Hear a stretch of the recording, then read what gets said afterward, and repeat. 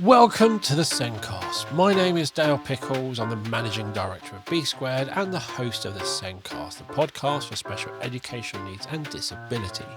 Each week on the podcast, we talk about a different topic to improve our knowledge, to provide support to professionals working in schools, to empower parents and to raise awareness. In this episode, we discussed neurodivergent children and young people and screen usage.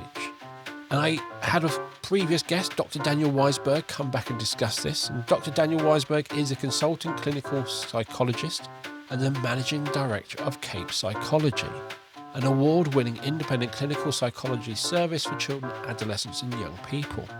Daniel has specialised in paediatric neuropsychology, a highly specialised area of clinical psychology, aims to understand how children's brains relate to their learning, behaviour and development.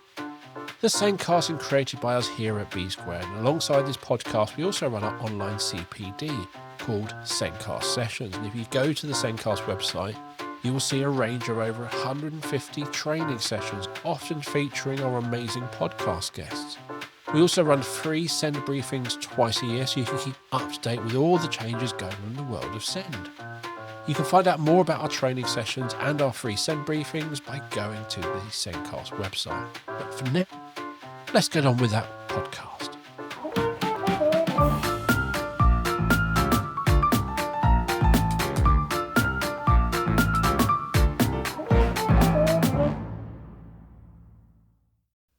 Joining me this week is Dr. Daniel Weisberg. Dr. Daniel Weisberg is a consultant clinical psychologist and the managing director of Cape Psychology, an award-winning independent clinical psychology service for children, adolescents and young people.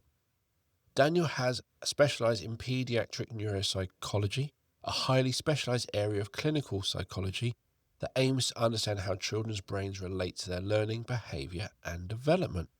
Welcome back. Thank you so much, and for the lovely introduction. Once again, it's a pleasure to be back. You are welcome.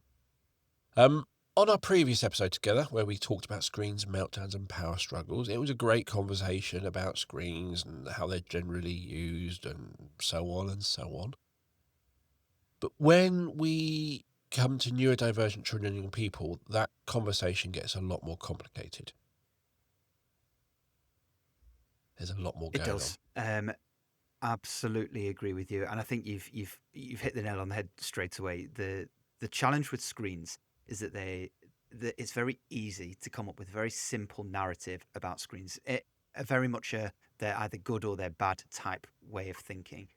That's exactly what I did before I had kids. I remember I was sat in a restaurant looking over at a table, and there's a family there, and the kids are all on some iPads, and I'm sat there without any children at this point thinking, that's ridiculous. I will never be the parent who has a screen with my child. You know, a really sort of badly informed, making simple assumptions that screens are bad and it must be a parenting problem. And that is a common theme that many people think, because that's what it looks like. And the challenge for screens in general, with neurodivergence or not, is it actually isn't that simple. And you're absolutely right. It's even more complex when there is a neurodivergent child involved in that equation as well. So let's just start with that observation, because that's one we've all seen, that a family all on their screens, or the children on their screens. And I think we've all been there. I'm the better than you, because we're not using screens at our table with my children. But you're not maybe having a great time. But there are so many factors. And when we're in that situation, we're seeing a 1 hour window into that family's entire life. And we know nothing else. Absolutely nothing else. We don't know if actually the dad works and mum's a full-time parent at home and they have a lovely time, and this is actually, maybe we'll have some screen time as a treat. Don't know that. You don't know if both parents work in, let's say, police, ambulance, something like that, where it's shift work, 12 hours on, 12 hours off, hardly see each other. Children are in off school clubs, before school clubs, or any spectrum in between. And neither of them are right or wrong. None of those situations are right or wrong. Generally, people are doing the best with what they have and the information they have. And that's what we always need to take back when we're making those judgments. Whatever someone's doing, they're doing the best they have with the information they have. I completely agree with you. And nobody else has the right to comment on that. The people do, but it's not acceptable because inevitably another person will not have the full picture and will then come to an uninformed opinion. It happened to me. I now have 3 children. I remember when I was away with them, they'd actually had a really busy morning. We'd been, I think it was in some like museums and some activities and some whatever it was. So we thought, let's treat them with some ice cream. Found an ice cream shop, and they come out with obviously the world's biggest ice creams, piled high with hundreds and thousands, and the gummy bears stuck onto it. I mean, sugar overload. And we're stood at the side of the ice cream shop just on the pavement, and I'm thinking, right, where do we go next? I pull out my phone and pull up Google Maps to work out how we get to the next place. And as I'm looking at my phone, some people are walking past. And to those people walking past, they now see the dad on his phone, looking at the phone, and the 3 kids stood there with massive ice creams and did 1 + 1 and came to 97. And he said out loud, great parenting there. So he made an assumption to me about my screen time without having any understanding about what was going on. And I know we've sort of shifted it here away from children's screen time on demand, but the idea remains that person made a snap judgment based on what it looks like, that I'm just sat there scrolling because I've got nothing better to do and just palm my kids off. And it will never come to a correct opinion. And that's absolutely the case with children's use of screen time as well. Definitely.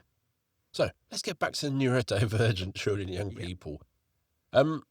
Why is that conversation more complicated? Why is it different? It's a really good question. I think the function of screens have multiple differences for neurodivergent children. There's actually about 6 differences that I think we can dive into today. The first one is that screens are not just entertainment, and this actually applies for neurodivergent children and otherwise. But for many neurodivergent children, it's not entertainment. It's actually a haven of predictability. It is a safe, secure, meaningful interaction that is actually a complete contrast to the unsafe, insecure, unpredictable, confusing real world. Just think about any particular game. You are not you. You're an avatar more often than not. And when you interact with other people, you don't have to sift through all of the social nuance. You don't have to sift through facial expressions or other people's subtleties in those social interactions. You can just be you in your world, under your control. So that is a substantial difference that makes the game actually a really meaningful place to be, sometimes more meaningful than the real world. I just want to touch on that because depending on what Mm. age you are, when you think back to maybe you playing a game when you were a child, you might be going back to Sonic the Hedgehog. You might be Mm-hmm. going back a lot further, like me, back to things like Chucky Egg. But generally, and I went and I was at Comic-Con recently. There's all these old retro games, and there was a BBC with Chucky Egg on. And I Oh, sat goodness down me. and I remembered the controls. The controls were exactly as they used to be when I was a child. I started a game and I cleared the level perfectly because I knew the route through. I knew how every enemy would go, the timings, Yeah. wait here for 2 seconds, right now, when he goes, go. And you know it all. And I went through the first 3 levels and it felt like really nostalgic. It felt like that. It was really predictable. And if you're in Sonic, you know that when you start in the Green Valley Zone, whatever the first one is, you'll start off and the thing will be in the tree and you hit it. It is very, very predictable. Everything is the same in most games every time you play through. So it very much feels like I know everything about this thing and nothing is going to surprise me. It's safe. Yeah. more than we realise when you're doing it. It's only, I think, when you look back or when someone points out why we do these things, it's Hmm. very safe. And playing through the same game multiple times and things like that, it's really, really safe. Yeah, completely agree. I love the nostalgia. But you're absolutely right. The games, the success of games like Tetris and the old game, because I absolutely agree with you. It's safe. In fact, there was actually some research that was published about people who've experienced a trauma of some kind.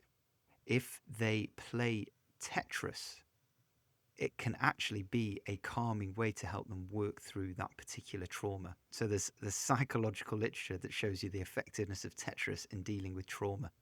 Wow. Love that. Um, but yes, the haven of predictability, I think, is one of the most important factors. And then in addition to it, when you're playing, you can play in your own time, in your own space. So it actually becomes a space to decompress from the real world. And so if you think for many neurodivergent children, they're managing a very pressurized, demanding, challenging day to day life. For example, school, social events, kids' parties, even just going to somewhere like bowling, for example. It's noisy, it's busy, there's lots of things going on. And children might work really hard to get through that at a substantial cost to their own fatigue, but then get back home, and the best, most safest, most decompressing place to be is under a blanket with an iPad, for example. And so that decompression time is also seen as exceptionally important. And for parents, I just want to touch on that timing of that. And you talked about how challenging the outside world is blah, blah, blah, the cost and so on, like school. And it is. For some children, it really is absolutely 100% draining. Mm. Absolutely, without fail. And neurodivergent children or not, because there's neurodivergent, they're not yet diagnosed and so on. It's wherever they are. I would say for most children, actually coming home and having a bit of decompression time. So don't come home and shout, get your homework done. No. Give them an hour. Let them Mm-hmm. go decompress for an hour. And we did it. We tried to kind of ask my daughter when she came home, how was your day? We try and start the conversation when she came in. It was Mm. never good. She just wanted to get to her room and find her safe place, find that thing which Yeah. helped her regulate and just calm down from the day, process stuff or not. And then about an hour later, she would come down and have that conversation. So just because you don't find a situation difficult, so noisy party, family gatherings, you've seen all Mm-hmm. your family, it's great, you've not seen them for ages. Is that the same experience for your child? Are they just, it's a load of people who don't really get me, it's noisy, I can't wait to get out of here and get back to my safe thing? Let them get home. If it's in the car and it's a safe thing, great, do it. Let them do it. Have the conversation later. Yeah. And it's sometimes at odds with what we want as parents. You've not seen your kids all day. You're desperate to find out what's going on. How did they do in that test? How did they get on with that social thing? You just want to know. Whereas actually, how many of us have said to our kids, "How's your day?" Because it's just a natural conversation to have, and you're met with a shrug, a grunt, or even just completely ignored, or a simple "fine" or "don't know." And actually, I think that's the sign that says, "Okay, I'm going to give you the time. I'm going to give you the space. I'm here when you're ready," and just leave it. And because that conversation will happen, it might be a few minutes later, it might be a few hours later, it might be a few weeks later, but at some point, I think that conversation will happen. Definitely. What's next? Oh yes, yeah. Of course, I said there were 6 different things, didn't I? There was. I think it's really useful as well for regulation. So for many children, we talk about co-regulation, neurodivergent or not. Co-regulation is essentially how we match other people's emotional state. So if you are in a very heated argument with someone and you become heated yourself, you are both co-regulated, but just at the very top end of where you want to be, and that isn't helpful because, well, has shouting ever resolved any argument ever? Um, Actually, what we know does work is when we're at the complete other end of that emotional range, which is super calm, which is really easy for us to sit here and say. The reality is, of course, a lot more difficult. But when we are calm, we can then discuss things logically and rationally and thoughtfully. And it's the calmness that's essential. And so we as parents want to try and model calmness. But do you know what else models calmness? Screens. Because screens don't argue with you. Screens don't shout back at you. Screens do what you say. Screens will meet you where you want to be. And that's so, as particularly after demanding experiences, it can be a very regulating experience. Definitely. There's things I want to say, but I'm going to wait till we get through all 6 to see if you get onto these. And then if not, I'll bring this up at the end. So yes, keep going. Okay. Then we've got how much you can deep dive into screens. So we know that many neurodivergent children really enjoy focused interests on something. And again, a lot of this is generalized. Of course, we're saying that there are these different ideas. It's not going to apply to absolutely everybody, but we know for many children, a deep, focused engagement is something that they actually take a lot of pride in. Now, if you are an autistic child at school and you really are enjoying a particular subject, it's still very hard to get that deep dive into it because you've got the noise of other children. There's going to be time limits. You're going to be moving on to something else. When you're focusing on something, a new task is going to come up or you've got to move somewhere else. So it's really difficult to sit and dive into it. Whereas with screens, you can go as deep into a game as you want. And from Chucky Egg, it sounds like you went really deep into it.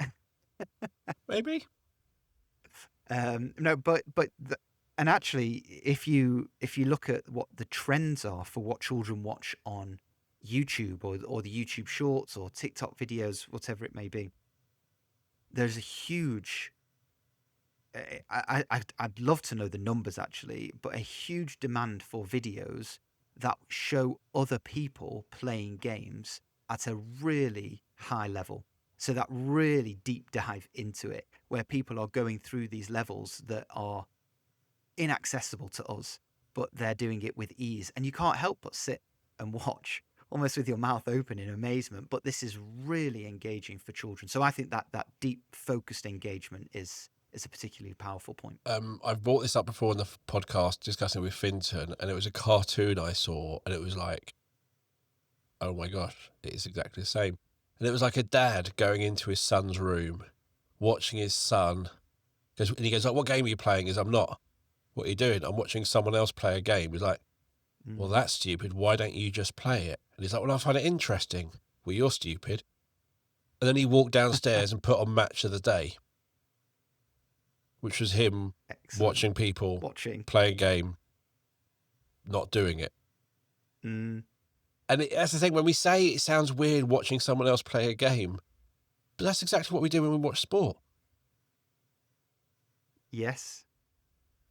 Yes, good point. We're generally watching the pinnacle of the people playing that sport. You might be a 5-a-side team or 11-a-side Sunday morning, but when you're watching that Premiership football, you're watching the best of the best.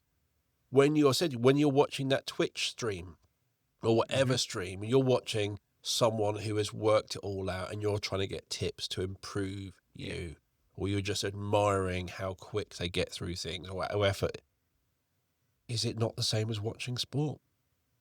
Yeah, arguably it is, but it's a huge business, and we even see it in our TV programs. You know, over time the patterns of what we watch shifts. Remember, we shifted to that reality TV with like Big Brother, and now it's shifted now onto watching other people watch TV with Gogglebox, and I'm sure that pattern will continue even further. But yes, there is I think your summary of it is very accurate.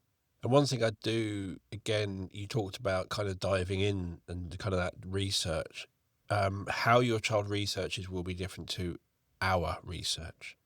We Hmm. grew up with the Encyclopedia Britannica or some other big book you had to go to, or you might have even had Microsoft Encarta on a CD, or Yep. some random thing, or then along came Wikipedia, but it was reading. Hmm. A lot of the research is there's lots of people making content about everything. They may listen to a podcast, they may watch a video. And one of the things that I think is quite good for maybe neurodivergent children, young people, and all of us actually, there's a big thing about reaction videos. There are people reacting to people falling over and it's just funny, or people reacting to a music going, oh my God.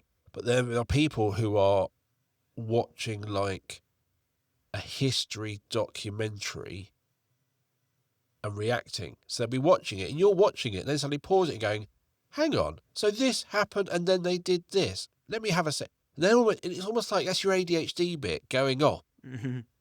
And it's almost like it's happening in front of you. So you don't have to. You can just sit there and go, I'm concentrating. Oh, different bit. That's interesting. Good point. Oh, back to the... And I can sit there and watch them for quite a while. But if I just watch the thing on its own, I'd probably get bored. But it's just Mm. having that person, a bit of commentary over the top, a bit of pausing and reflecting or going, that is bonkers, makes it much Yeah. more interesting.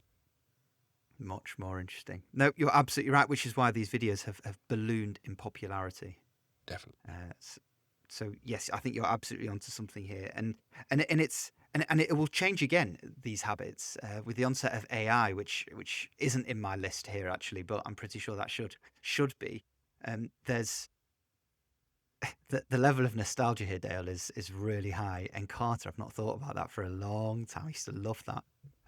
But we have, like, you're absolutely right. It's heavy going, it's intensive, it's reading. Then it's moving to videos and watching videos. So I needed to change I can't remember, some thing in a tap that was leaking. So I've literally got no idea how to do this.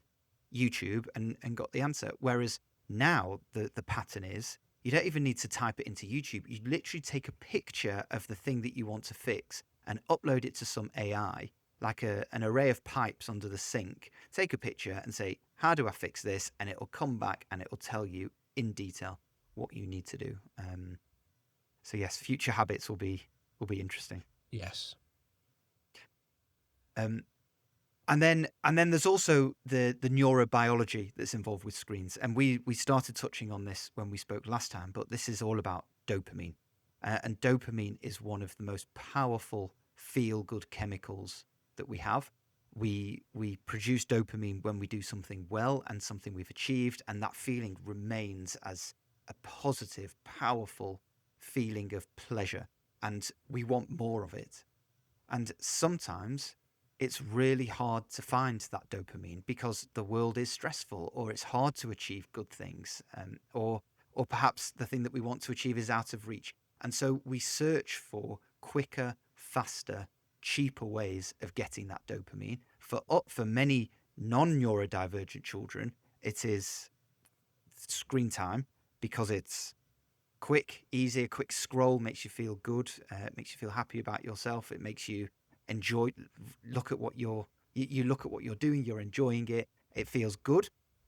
But for neurodivergent children, the digital world really heavily interacts with dopamine and those reward systems more so than neurotypical children. And it's our relationship then with dopamine that becomes really important to think about, because remember, we can work out what's coming next. Our brains are very good at solving problems here, and if we know that playing Roblox, for example, we've had a great game on Minecraft or something like that, makes us feel good, then we don't even need to be playing it to know that we're going to be feeling good. We know it's going to be coming, so there is a need to have to get onto it. There is a need to do it, almost in that addictive way, um, because we know that that feeling is coming.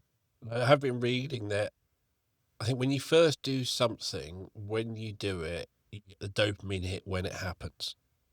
Mm-hmm. But actually what happens is as you start to anticipate it, the dopamine hit comes when you anticipate it, not when you actually do it. So the dopamine hit Yeah. is getting onto your iPad, just literally opening it that's when you're kind of getting your dopamine. And then you're watching whatever, you're not getting your dopamine then, but you got it when you started it.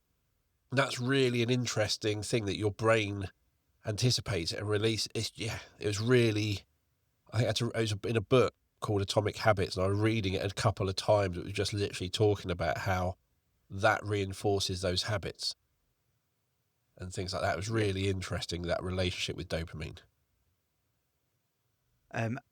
So reinforcement is something that I talk about all the time with families.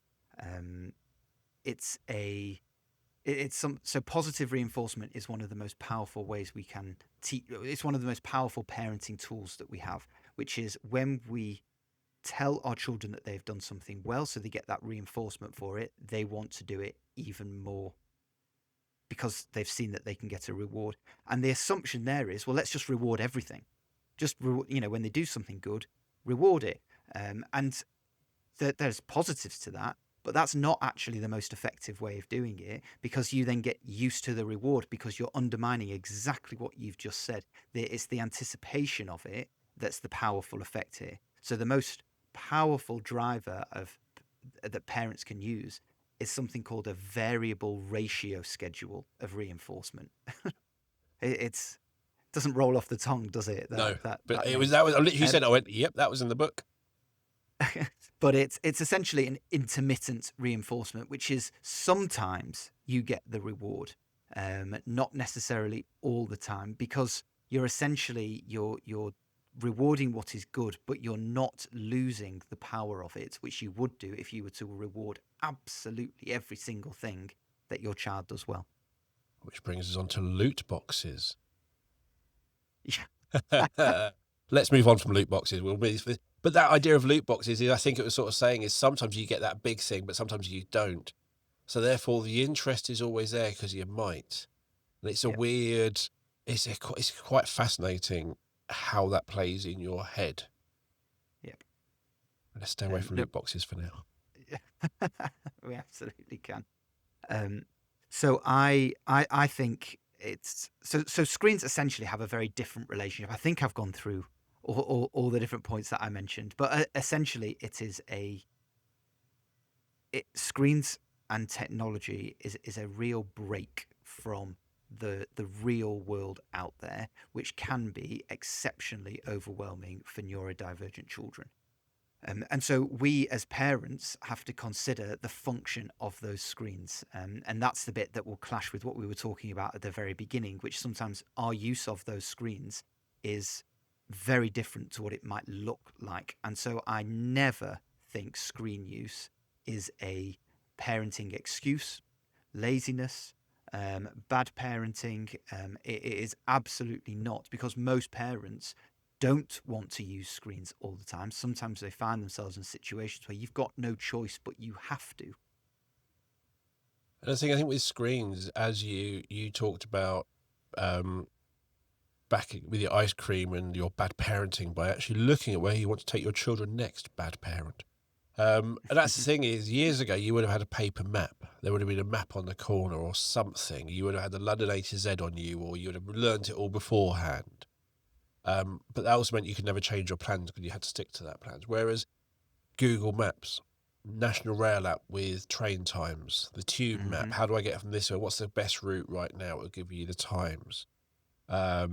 You try to work out where to eat, but maybe your child only likes certain food. So actually what you're doing is skimming through the menus of the local places to find out, actually, is there something to do this? Or screen time is a useless term to me. Screen time is useless. But one thing to think about is, as an adult, I can go through and explain why it's a useless thing. But what does your child see? It doesn't matter what you're doing, whether you're shopping for Tesco's, playing Foxy Bingo, chatting with your mum. They see the back of your phone and they see you engage with your phone. And again, in the same way, that's what you were observed. It was people observe you holding a phone must be bad. And everyone else will simplify it. So one of the things is, you can't always get away from it because you're a busy life, so therefore you do Tesco home delivery. Therefore, you're doing the weekly shop on your phone. Now, you might be able to time that better so your children aren't around, but you probably can't. So sometimes it's helping your children understand what you're doing on your phone. Mm-hmm. I'm actually sorting out your school uniform on the phone because that's how I have to order it according to the school because you've lost a jumper again. Or your football match has been cancelled, so I'm just working out if we can move it to another week or whatever. But generally, there is a lot of life admin you're doing on your phone. Yep. They want to go here. They want to go to the cinema. Cool. Which cinema is showing the film they want at the time that works for you, fitting it all in? You're going to get your phone out. So sometimes just making sure your children know why you're getting your phone out really helps them understand that it's not as you get to an adult, you just get to sit on your phone all day. Yep. Actually, you're doing stuff for them constantly. You're not playing Roblox all day or Minecraft on your phone. You are actually doing stuff. Yes. And I think that's one of the things when we think of screen time, there is wasting time screen time, and there is useful living life screen time. Very different. Yep. I completely agree. And the world revolves around immediate information and resolving things straight away, which is easily accessible via your phone. It is like carrying with you every single thing that you would ever need in your life at any one time. And it's just there in your pocket. So yes, of course, we're going to be using it a lot for the real world, but explaining that to children is the right thing to do. I completely agree with you. And yet I was told when I was a child, I would not have the Encyclopedia Britannica in my back pocket. So I have to learn these skills and how to use these books because it will never... Oh, it has happened. End of conversation. The bit that is really interesting, though, when it comes to screens, so essentially we've identified that for neurodivergent children, screen use is actually quite a powerful tool, not just an excuse. But what we do know is it still has the same effect on sleep as it does for anybody who uses a screen. And the impact on sleep, I think, is something that, well, sleep is one of the most important predictors of a child's well-being, or sleep quality in particular. And we know that screens have a direct impact on that. Throw it at me because I might challenge you on this from personal experience. Okay, sure. Well, so now I'm saying this knowing that last night I got into bed and in the dark, scrolling through my phone, where it was on probably one of the brightest settings, just sort of doing stuff because that was my time to sort of switch off and lie down, and then I crashed out. So I could argue that didn't have any impact on my sleep at all. Well, no, the phone use itself didn't stop me from falling to sleep because probably I was so exhausted I just hit my limit and fell asleep. But the question is, what's my brain doing once I am asleep? And because I was using that screen just before I went to sleep, I think my brain was still very stimulated from that screen use. So yes, I might have been asleep, but the quality of my sleep would have then dipped, which meant that I actually wasn't probably getting the best quality sleep I could have had, which will then have an impact on my abilities the next day, which might be why I drink lots of coffee. But actually, if you think about how the physiology behind this, we know that phones and screens are highly stimulating circumstances. We talked about dopamine. Even when you are scrolling through reels, endless reels, and you think it's achieving nothing, the dopamine that you are getting from it is stimulating your brain. And essentially, when you put your phone down, it's the equivalent of driving at 70 miles an hour, slamming on the brakes and expecting to land on a specific point, the size of a pound coin, for example, on the first try. It's exceptionally difficult to be able to do, and our brains struggle with that. Interesting. I think in lots of cases, I think that's very much the case because we always talk about with our children that bedtime routine that when they're running around, which is basically physically the same as scrolling your phone, more or less, is the physical version. we then talk about them being in bed for a while, maybe reading, because we're just bringing Hmm. that level of stimulation down. We're kind of quieting their brain. We're bringing them down slowly, and then it's sleep. You can't just have a child who's running around, now go to sleep. Yeah, And in the same way, scrolling, it's really hard for them to suddenly go to sleep. completely agree. However, No, please. because this is the sort of thing we've talked about the screen times, but for me and my daughter, this is something I've noticed a lot. And it's that, you'll probably come up with the correct terminology for it. But when there's something big coming and I am Hmm. fixed on that, that's the only thing in my brain. That is the only thing. And if let's say I'm doing something big and it's important to me and I'm worrying about it, that worry is constant. And I might get home from work and I'll sit on that sofa. I can't actually do anything else because I'm just still thinking about that. So when I pick up my phone, I'm not actually really on my phone. I'm still in the worry zone, but it's Hmm. kind of that bit of me that needs a bit of distraction and is bored. It's just occupying that bit, but my main head is on that worry.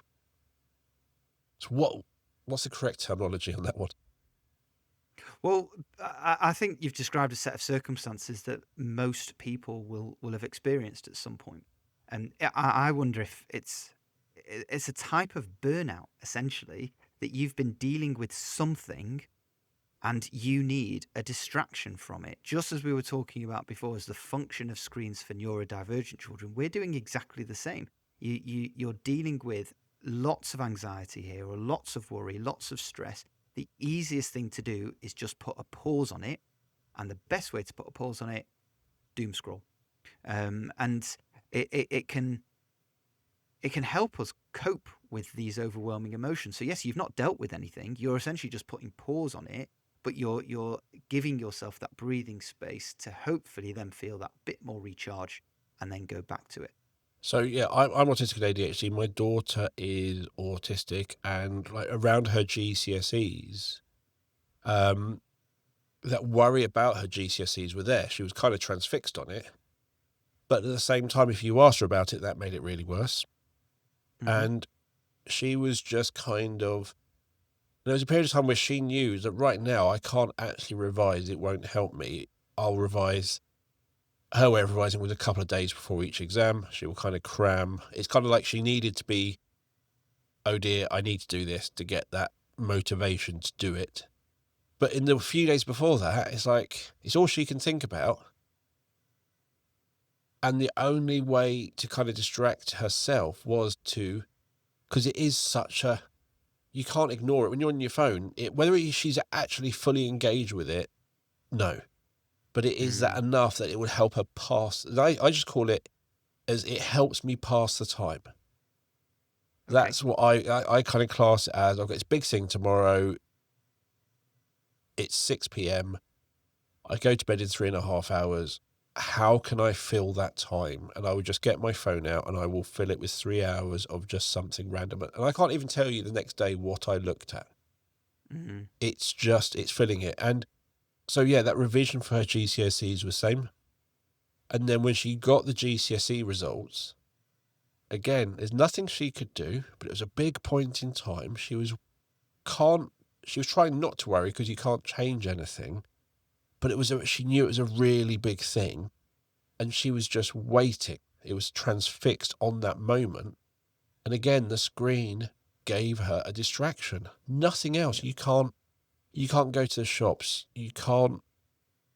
Everything required something of her to be able to Hmm. do, to go out of that house, to go down here, to do this. It always required something, but something about a screen seems to require nothing from you. Yep. Which is why it's so powerful.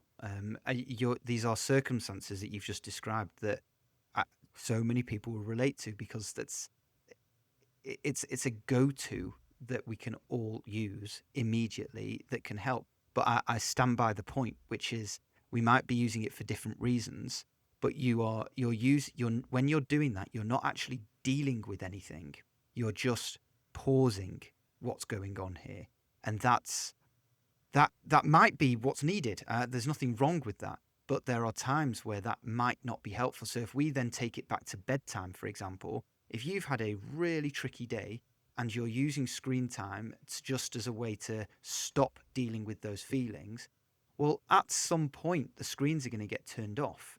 And if that happens to be 5 minutes before you want your child to go into bed, I'm pretty sure that you're not going to be able to turn the screen off, and then your child just says, "Oh, great, it's bedtime now," because there's going to be essentially a rebound effect from all of the things that have been held together that the screens might have helped to control to a point, but at some point is going to come out, and that needs to be dealt with. And if we can do that a little bit before that immediacy of going into bed, then that's a much better place to be. And you can do that with something else like a hot bath or a nice glass of milk, or reading a book together, or even going outside. I don't know. It's going to be different for every single family, but just that switch from screens, which we've talked about the power of it for neurodivergent children, into a complete transition into bed. That change, I would argue, is not an easy one for any child's brain to make.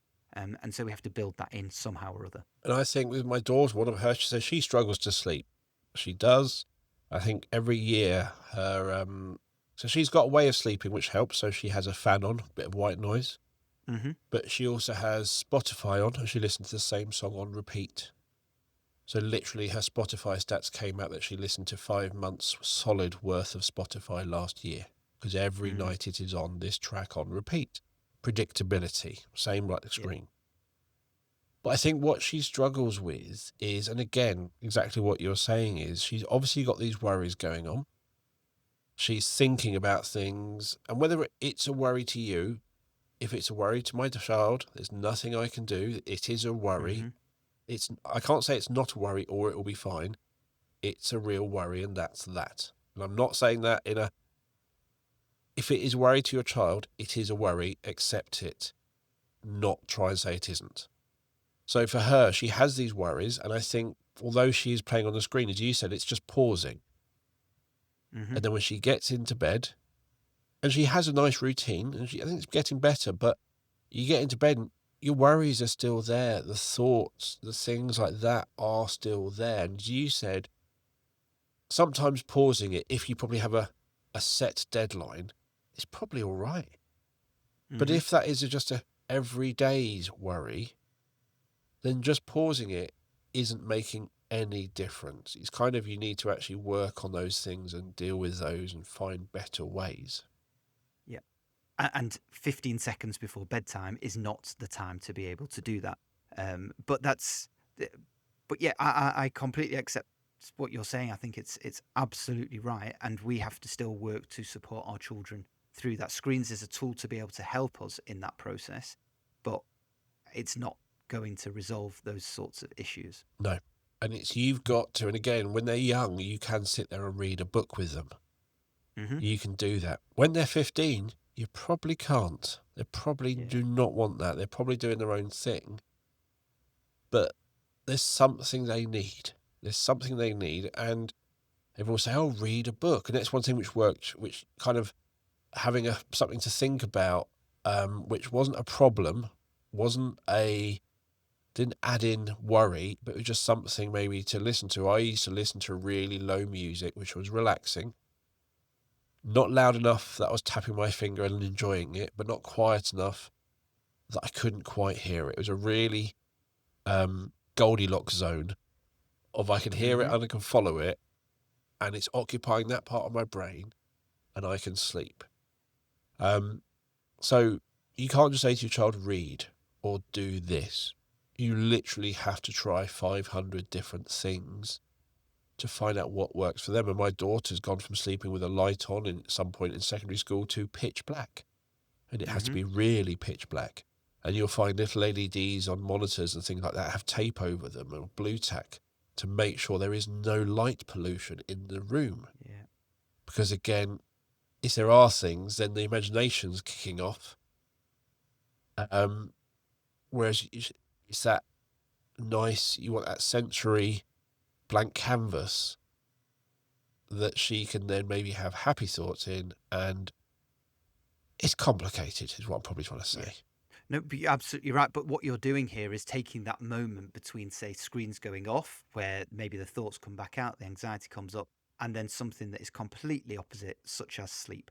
So it's that moment there. What can we do in that time? And what you're essentially saying here is you need to have a very gentle, calming down, the like the stepping down, tapering approach, where it just sort of goes from this high arousal moment of screens into complete calmness for bedtime. And we know you can't do that immediately. So how do we move from high to low demand? How do we go from high arousal gaming into calming, for example? And you're talking about here something like familiarity. Well, if we move away, what you can do when it comes to the end of screen time is, instead of just turning it off, actually shift what is watched. So use the screens at this point before we turn them off. Shift what's watched from something that's really sort of high arousal, the gaming, the loudness, the bright noise, into something very calming that you've seen a million times. You know what's coming next.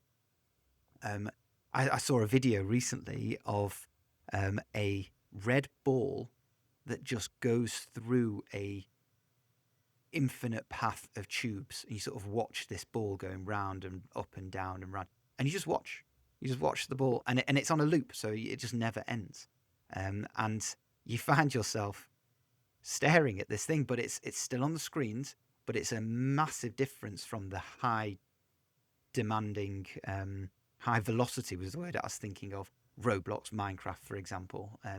I saw another one as well, where it's a ball that bounces on different objects, and each object makes an individual music note, and then the ball goes at certain timings, and it comes up with a song like classical music or something like that. So you can essentially visualize the music, and again, it's just still on the screen, but it's now a calming approach, and that becomes a lot easier to then turn off, to then move into something else, which then could be music on an Alexa or a speaker or something like that. So it's a gradual transition is I think the message that I think we're both agreed on here. Yes. And the other thing I find is, and again, I found this works for my daughter. So in the same way, if something have really big coming up and I'm transfixed, almost like I'm delivering a talk or something. It's a big one, an important one. Almost like there's nothing I can do until I've delivered it.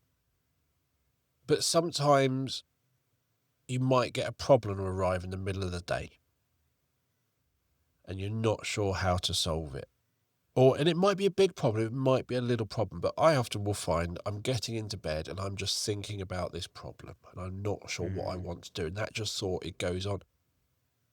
And what I found one time is I just sat up again, got my phone out, did a bit of research for 5-10 minutes. I didn't take an action, but I worked out, right, so I think, or I might have sent an email off, and I knew, actually, that was my first step. My second step is I'm going to do this, then the third, then the fourth, then the fifth.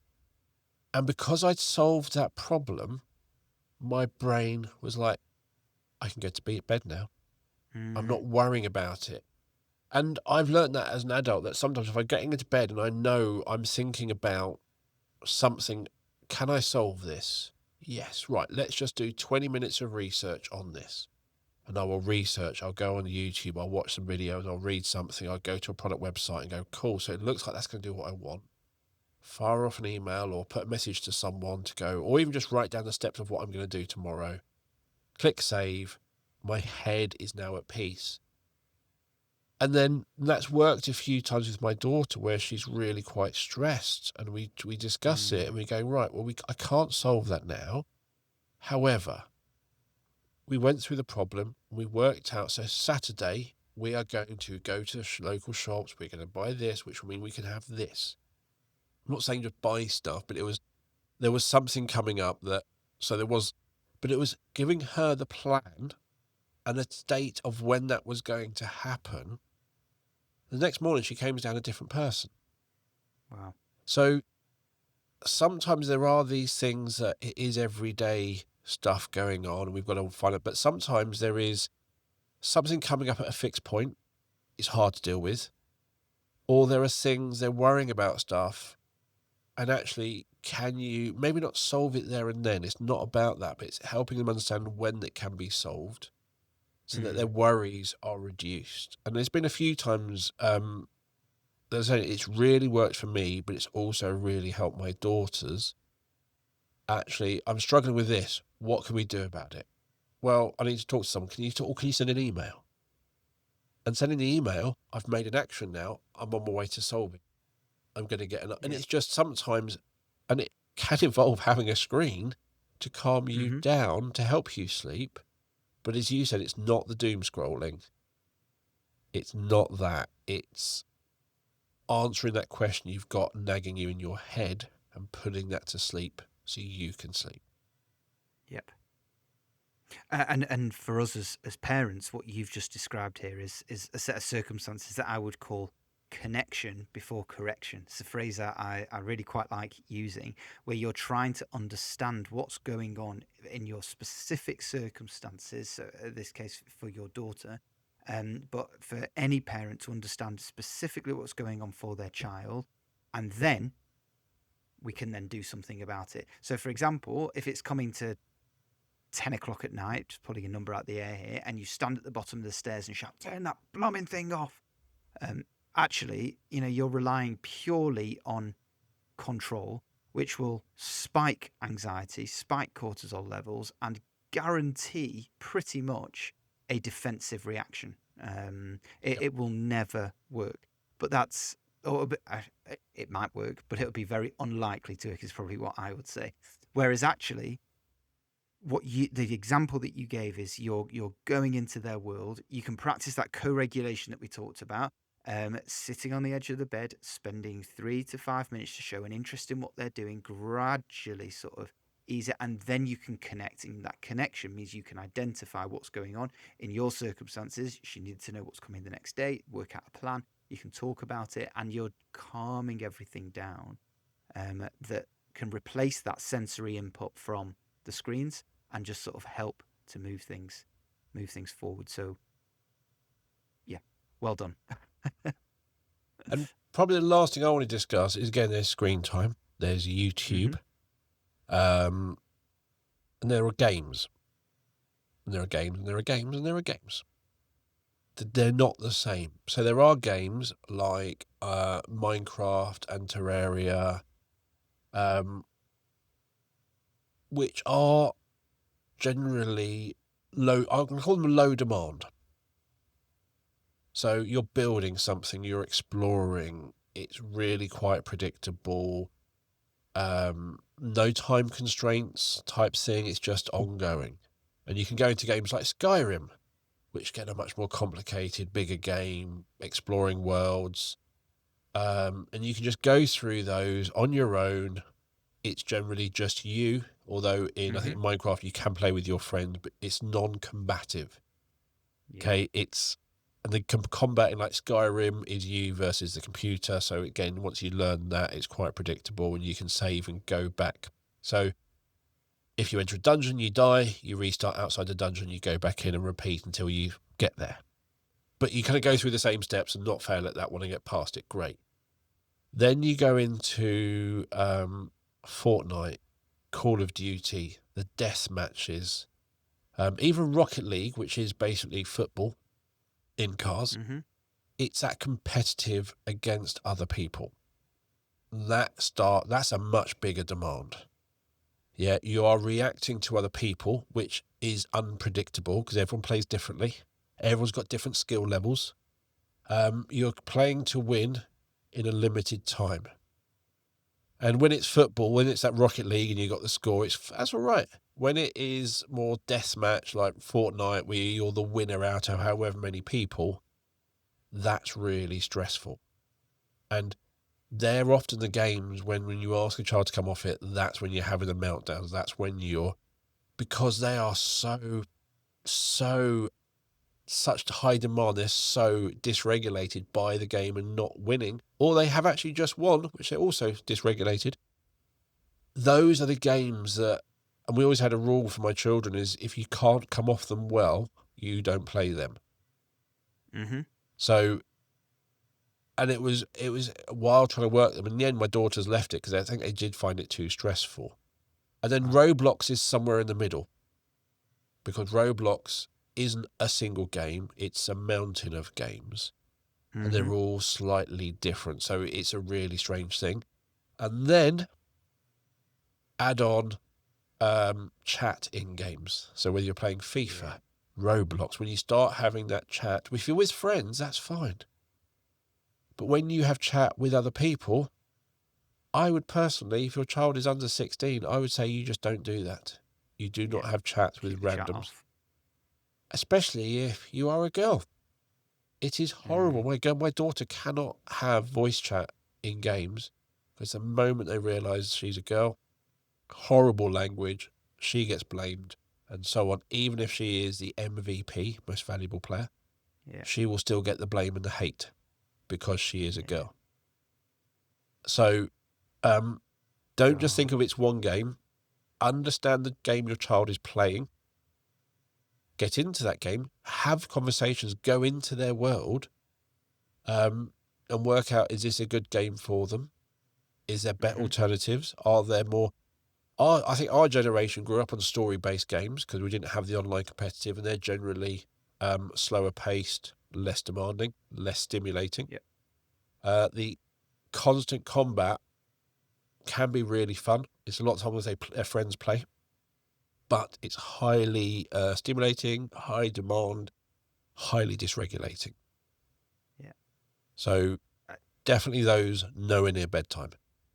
Minecraft near bedtime, not so bad. But not the others. Not the others. So yeah, think about the game. It's not just about they're playing a game. It's understanding the game and what they're doing with it. And if they are throwing controllers across the room, probably need to change the game. They may not want to, but it's obviously them throwing that controller is not them regulated. They wouldn't want to, but it's that game impacting them and then unable to manage that response. I think you've summarised it exceptionally accurately. And remember what we said before about our brains are very good at predicting what's coming next. So children's brains know that those high demand competitive games, so the Fortnites, the Call of Duties, the Rocket Leagues, they are arousal generating games. They are highly reactive games. So if you do well on them, you can feel great. So children will want to seek those out. But you're right, they are the exceptionally unpredictable games, massive cognitive load, huge social load as well. There is that real dopamine kick, the fight or flight kicks in, and actually that will cause that transition nightmare that you've talked about. So yes, the perfect regulatory tool games are the low demand sandbox games, if you will. So it's the Minecraft, the Stardew Valleys, the immensely predictable games. That and your summary is spot on. And if you've done what a sandbox game is, it's more or less that. It's a sandbox. It has edges. It has borders. You get into it and you step out of it. But also generally they are private. They don't interact. Or only interact with those you invite. So Minecraft is kind of a sandbox game, but you can play with your friends, which means that your child could be in their bedroom, their friend could be in their bedroom, but they're building a world together. And it's generally a building, not a destructive game. And if you can get them into the story-based, there are lots of them out there. So I mentioned Skyrim. You can go for Horizon Zero Dawn. Another one is Last of Us, which is for older children because it's zombies and stuff. And there's a TV. So there are some really good story games out there with combat. So you've still got that challenge and the adrenaline and dopamine from winning that, but it's more rule-based and predictable. And there's also, which you said, that social impact. When you're in that sandbox game or when you're playing that Skyrim, if you get it wrong, no one knows. When you get it wrong or you're last in that death match, you always lose. you will get the hate from your friend, you'll get the hate from the other players. But you will always keep going back because you want to get better. Yep. And I think you've when we talk about the in-chat features, you're introducing all of the complex social dynamics that you've just mentioned that we're using the screen to escape from in the first place. Yes, I would completely agree with you. Well, thanks for coming on the show today. I've really enjoyed it. I love my gaming. I really do. I think they're great. There are lots of benefits to them. I personally would prefer my children to play games rather than just consume social media, because there's a lot more thought going on. It's cognitive. They're responding, they're learning, they're improving, rather than just scrolling. So I'm all for games, but it's got to be the right games, the right times, some rules around that. And if you're fighting them, again, something you need to work on that together, not blame them. That's a connection before correction. Yes. It's that sort of thing. Is if you're having that battles, they're missing your point why, and you're missing their point why. You both need to listen to each other, and don't just dismiss them because they're a child. Actually talk them through the challenges and the barriers and the problems and how it may be impacting them, which they may not realise, and things like that. And sometimes they don't want to listen, but it's something that if you keep having it, and it might be that it's better for you to let them have a load of bad sleep, for them to point out the quality of their sleep, and then go, actually, you're right, when that wasn't on, I did sleep better and I had a better day the next day. Sometimes they have to find that out for themselves. You can't just prevent them. Yeah. Knowing the walk, knowing the route and walking it, very different. So that's a challenge you will have to work out the correct way of solving with your own child, but it's got to be together. Certainly agree. It's a collaborative venture. It has to be collaborative, otherwise it becomes us against them, and we're essentially then doing what the people we talked about at the very beginning of the conversation are actually doing. You're making assumptions without the full picture here, and so connection before correction. Yes, I like that phrase. As always, got links to Cape Psychology, social medias and so on, so you'll find out all the work Daniel and his team do. And as always, you'll find the show notes on our website or wherever you listen to the podcast. So thank you for listening to the show. If you haven't subscribed already, click on that subscribe button wherever you listen. If you want to get us in touch, let us know your thoughts, suggest topics or anything else, please send us a message via social media or by email to hello@thesencast.com. And if you've enjoyed the Zencast, why not look into Zencast Sessions, our online CPD that you can purchase for your school. Each session is £10, but it is yours forever, so you can build up a library of CPD around SEND that everyone in your school can access. We also run our free SEND briefings twice a year, designed to help everyone keep up to date with the changes going in the world of SEND. So the most recent one was on the white paper and the SEND reform consultation. Head over to the Zencast website to find out more about Zencast sessions, and you'll also find that link in the show notes as well. But for now, thank you for listening. We'll be back next week with another episode of the Zencast. It's goodbye from me. And goodbye from me too. Bye, everyone.